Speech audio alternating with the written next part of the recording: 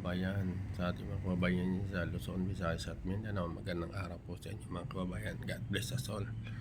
At sa ating mga kababayan dyan, mga OFW, seaman na nagtrabaho sa ibang bansa at naniniran sa isa sa ibang bansa. Magandang umaga, magandang tanghali, magandang gabi sa inyo lahat dyan mga kababayan. Ingat-ingat po kayo. At mga kababayan, meron akong magandang balita sa inyo mga kababayan. Kung kayo po'y nagpadala, meron kayong mga packages na matagal nang hindi ninyo natanggap ng inyong mga kamag-anak, ay gumawa ng paraan ang ating mahal na gobyerno upang mapadala sa inyong mga kamag-anak na nakikita pa ang kanilang mga pangalan sa receiver mga kababayan. So pakinggan natin ang balitang ito, ang magandang balitang ito mga kababayan.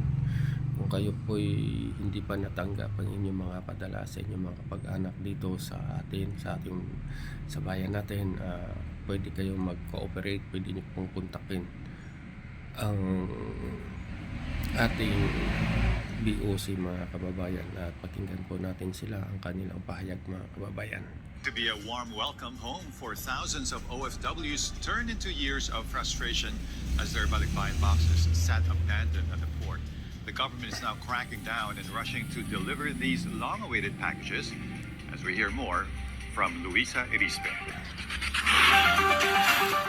A gift that was never received has now gone to waste. This is the grim reality for thousands of abandoned balikbayan boxes currently stranded at the Manila International Container Port, or MICP. According to the Bureau of Customs, or BOC, nearly 100 container vans filled with these personal shipments have been sitting idle for 1 to 3 years now. The delay is attributed to the consolidators who reportedly failed to settle the required taxes and duties necessary for distribution.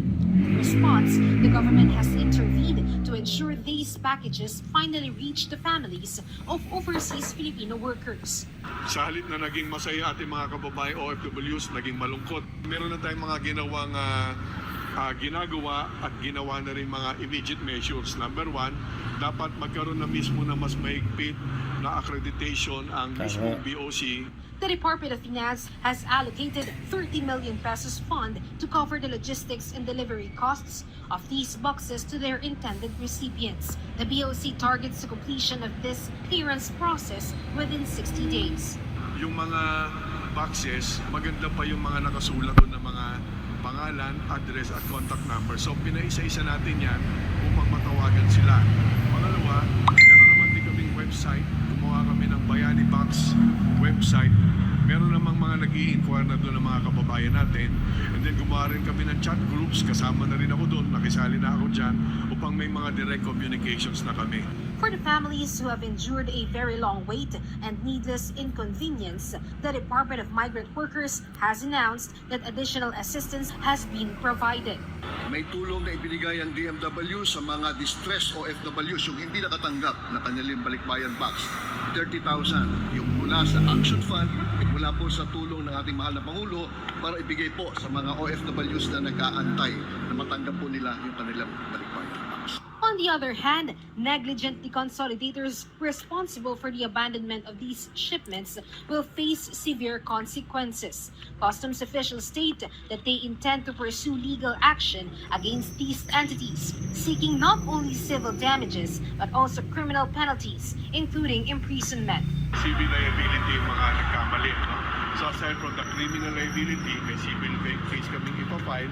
Hopefully makakuha tayo doon ng makukuha pondo upang mabigyan naman ng kabayaran yung mga OFWs na namuhunan o nag-ipon at naghihintay pa nila mga kamag-anak, mapagbayad natin at mabigyan naman ng compensation yung ating mga kababayan.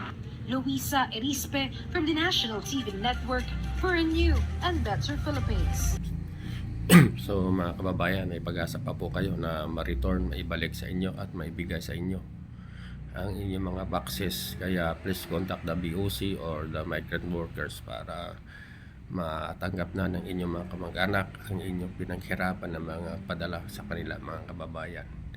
Kaya kumilos na po kayo agad mga kababayan.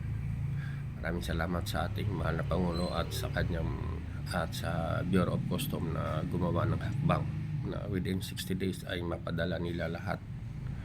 Yung may mga contacts pa na nababasa sa boxes mga kababayan. Kaya please contact the BOC mga kababayan kung mayroon kayong mga padala na hindi pa natanggap ng inyong mga kapag-anak. At maraming salamat po muli mga kababayan sa inyong panonood. Please like and share and comment down below mga kababayan. Maraming salamat po sa inyong suporta. God bless us all. Bye bye.